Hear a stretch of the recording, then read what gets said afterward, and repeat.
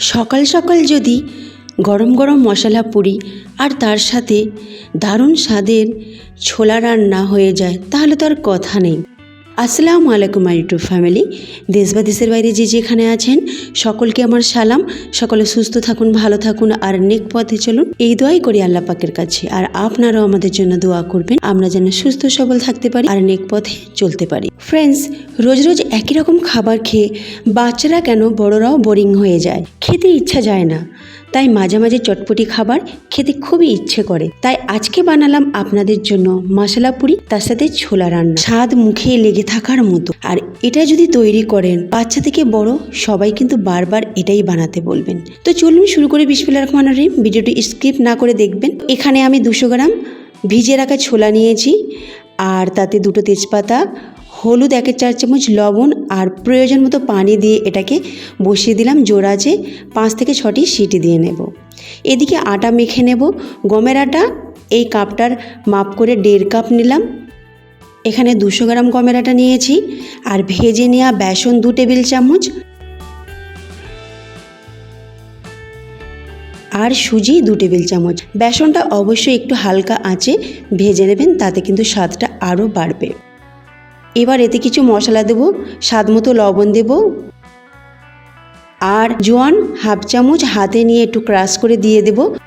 জোয়ানটা অবশ্যই দেবেন, কারণ পুরিতে বা পরোটাতে এর স্বাদ কিন্তু অসাধারণ আসে।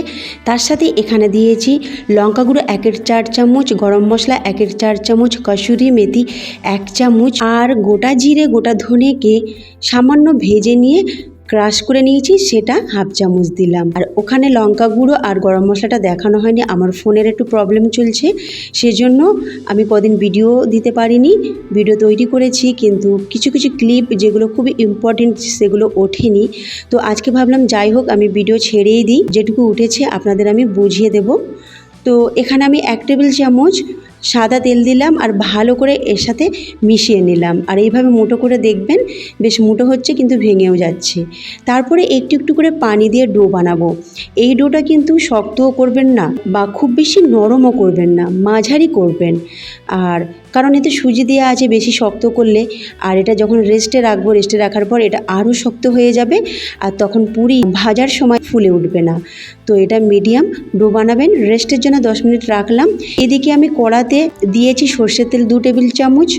তেলটা গরম হতে গোটা জিরে 1/2 চামচ, শুকনো লঙ্কা 2টি, হিং 1/4 চামচ, একটা বড় এলাচ সামান্য নাড়াচাড়া করে তারপরে পেঁয়াজ দিয়ে দিচ্ছি।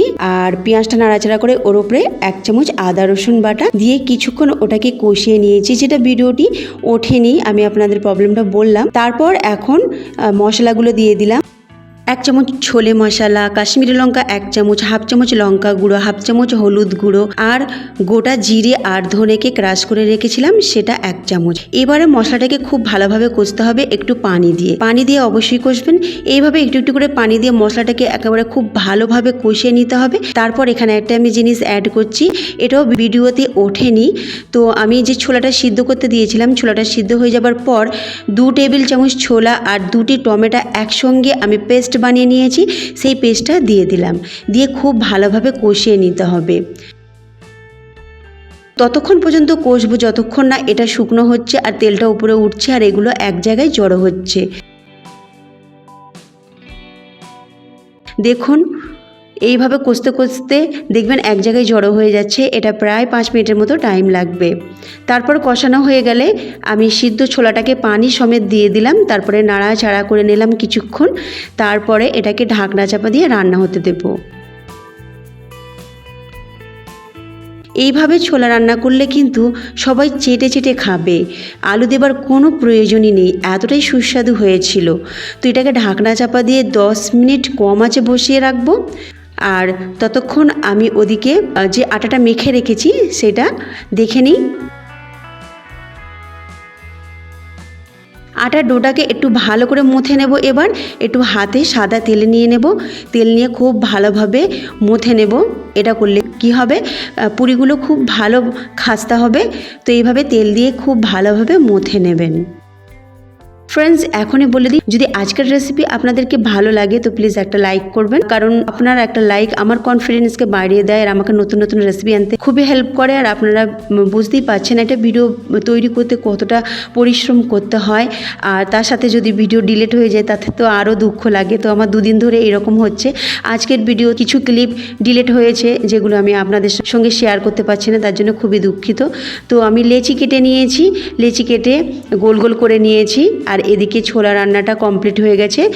একদম শেষে আমি ধনেপাতা দিয়ে 30 সেকেন্ডের মতো নাড়াচাড়া করে নিয়ে তারপরে গ্যাসের ফ্লেমটা বন্ধ করে এটা একটা বাটিতে ঢেলে নেব।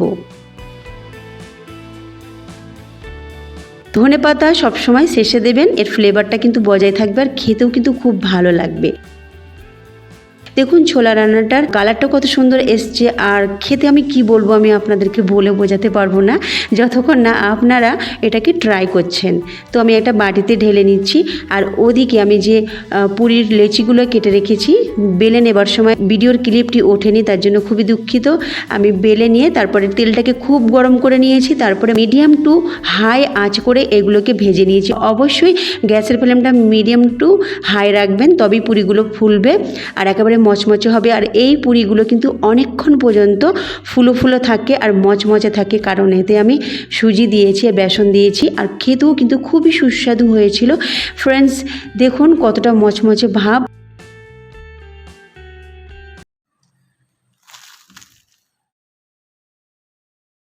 তো ফ্রেন্ডস একবার হলে এই রেসিপিটা আপনারা ট্রাই করবেন আর আমাকে কমেন্টে অবশ্যই জানাবেন কেমন আপনাদের লেগেছে। আল্লাহ হাফিজ।